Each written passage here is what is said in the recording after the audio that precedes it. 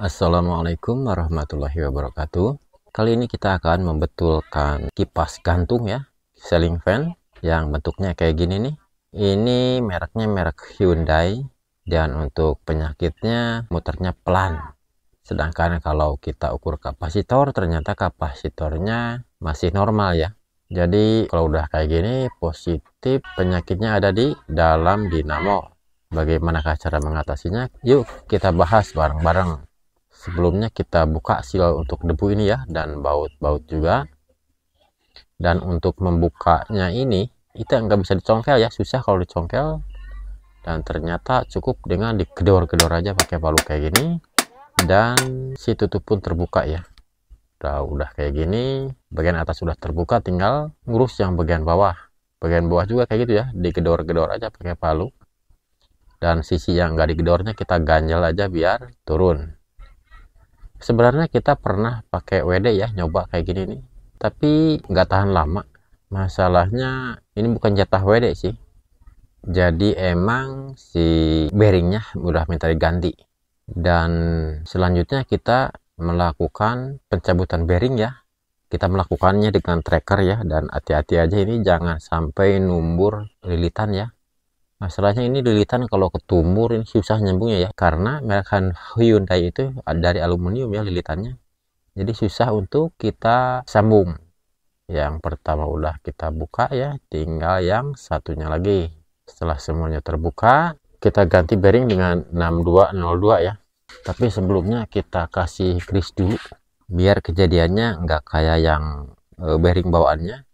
Bearing masih bagus tapi macet karena si grease-nya kering ya. Ini udah bukan kayak grease lagi ya, ini kayak gulali aja nih si grease-nya itu.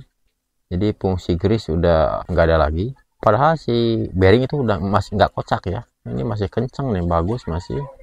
Cuma penyakitnya di grease-nya aja lah yang kering.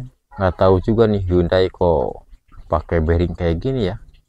Biasanya kalau kipas-kipas kayak gini pakai bearingnya ya pakai yang ada sealnya, biasanya pasti karet ya, yang 2RS, bukan yang open kayak gini, sehingga mengakibatkan kayak gini nih, nggak awet juga. Dan biasanya kalau bearing seret kayak gini kita paksa-paksa, yang rusak malah lilitannya ya. Oke, kita pakai 6202 ya, yang seal karet. Jadi kelebihan seal karet itu kita bisa nambah grease ya untuk kedua sisinya.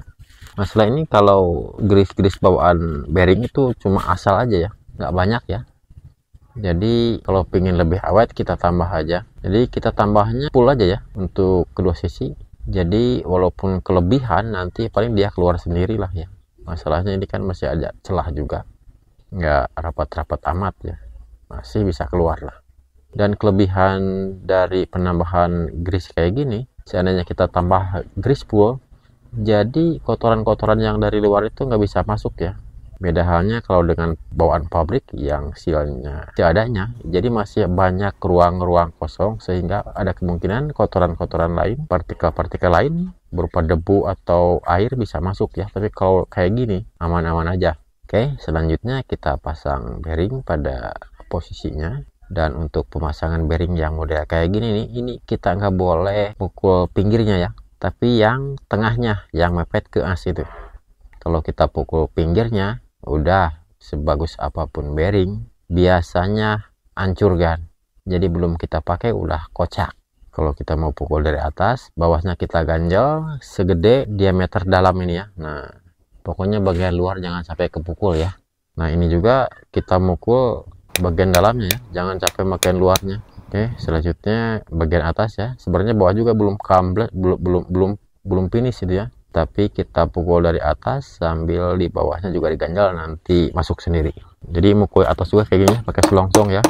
Jadi yang kehajar tengahnya ya, bukan pinggirnya. Oke, setelah pemasangan bearing selesai, kita pasang lagi ke bodinya ya.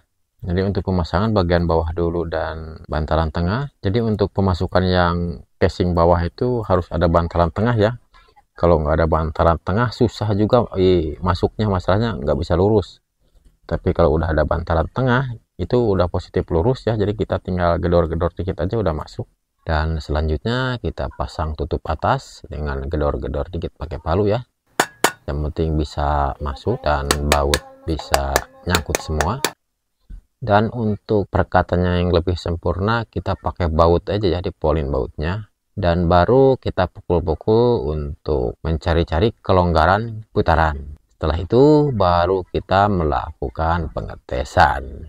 Ini lebih kencang putarannya daripada tadi karena bearingnya juga lancar ya. Oke, mudah-mudahan video ini bermanfaat. Klik like bila Anda suka dan komen bila ada pertanyaan. Dan selamat menonton video berikutnya. Assalamualaikum warahmatullahi wabarakatuh.